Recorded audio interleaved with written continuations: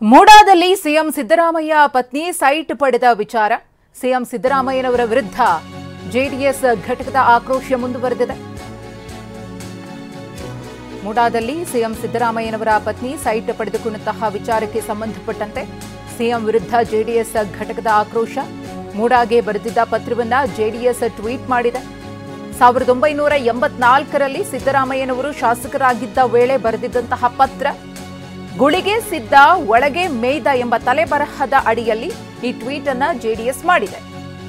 ಈ ಮಾತು ನಿಮ್ಮಂಥವರಿಗೆ ಹೇಳಿರಬೇಕು.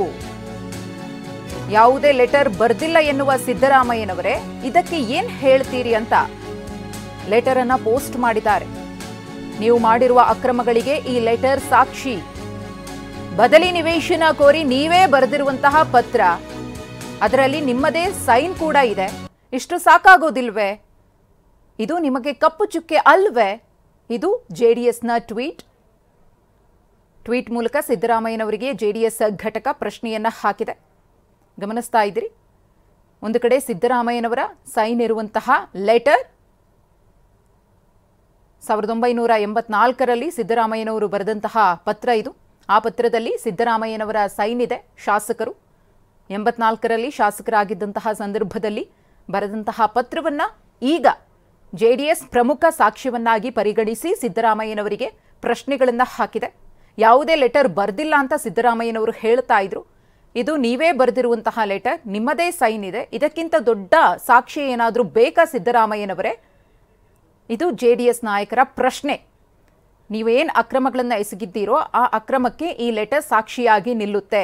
ಬದಲಿ ನಿವೇಶನ ಕೋರಿ ನೀವೇ ಬರೆದಿರುವಂತಹ ಪತ್ರ, ನಿಮ್ಮದೇ ಸೈನ್ ಇರುವಂತಹ ಪತ್ರ ಇದು ಅಂತ ಹೇಳಿ ಜೆಡಿಎಸ್ ಘಟಕ ಟ್ವೀಟ್ ಮೂಲಕ ತೀವ್ರ ಕಿಡಿಕಾರಿದೆ. ಎಚ್ಡಿಕೆಯನ್ನ ಹುಚ್ಚಾಸ್ಪತ್ರೆಗೆ ಸೇರಿಸಿ ಎಂಬ ಡಿಕೆ ಶಿವಕುಮಾರ್ ಅವರ ಹೇಳಿಕೆ,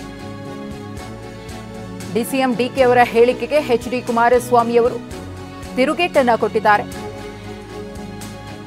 ಯಾರು ಮೆಂಟಲ್ ಆಸ್ಪತ್ರೆಗೆ ಹೋಗ್ತಾರೆ ನೋಡೋಣ ಬನ್ನಿ ಎಂದಿದ್ದಾರೆ. ನಾವು ಮೆಂಟಲ್ ಆಸ್ಪತ್ರೆಗೆ ಹೋಗಿ ಚಿಕಿತ್ಸೆ ತಗೋಬಹುದು, ಅವರು ಹೋಗೋ ಜಾಗದಲ್ಲಿ ಯಾವ ಚಿಕಿತ್ಸೆ ತಗೋತಾರೆ? ಡಿಸಿಎಂ ಡಿಕೆ ಶಿವಕುಮಾರ್ ಅವರ ಕಾಲೆಳೆದಿದ್ದಾರೆ ಎಚ್ಡಿ ಕುಮಾರಸ್ವಾಮಿ ಅವರು. ಡಿಕೆ ಶಿವಕುಮಾರ್ಗೆ ರಾಜಕೀಯವಾಗಿ ಜನ್ಮ ಕೊಟ್ಟಿದ್ದು ಎಸ್ ಎಂ ಕೃಷ್ಣ ಅವರು, ಅವರ ಅಳಿಯ ಸಿದ್ಧಾರ್ಥ ಅವರ ಸಾವಿಗೆ ಕಾರಣ ಯಾರು ಅನ್ನೋದು ಕೂಡ ಒಂದು ಪ್ರಶ್ನೆ ಮಾಡಿದ್ದಾರೆ. ಅಯ್ಯೋ, ಹುಚ್ಚಾಸ್ಪತ್ರೆಗೆ ಸೇರ್ಸೋಣ.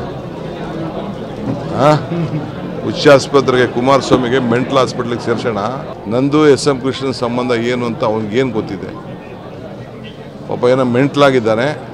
ಒಂದು ಹಾಸ್ಪಿಟ್ಲಿಗೆ ಎನ್ಕ್ವೈರಿ ಮಾಡ್ಸೋಕ್ಕೆ ಸ್ವಲ್ಪ ಅವರ ಪಾರ್ಟಿಯವ್ರಿಗೋ ಅವ್ರ ಲೀಡ್ರ್ಗಳಿಗೋ ಯಾರು ಹಿತೈಷಿಗಳು ಯಾರು ಇದ್ದರೆ ಹೇಳೋಣ. ಯಾರು ಹೋಗ್ತಾರೆ ಆಮೇಲೆ ನೋಡೋಣ ಬನ್ನಿ. ನಾವು ಮೆಂಟಲ್ ಆಸ್ಪತ್ರೆಗಾದರೂ ಹೋಗಿ ಟ್ರೀಟ್ಮೆಂಟ್ ತಗೋಬೋದು. ಅವ್ರು ಹೋಗೋ ಜಾಗ ಇದೆಯಲ್ಲ, ಅಲ್ಲಿ ಯಾವ ಟ್ರೀಟ್ಮೆಂಟ್ ತಗೋತಾರೆ ಆಮೇಲೆ ನೋಡೋಣ.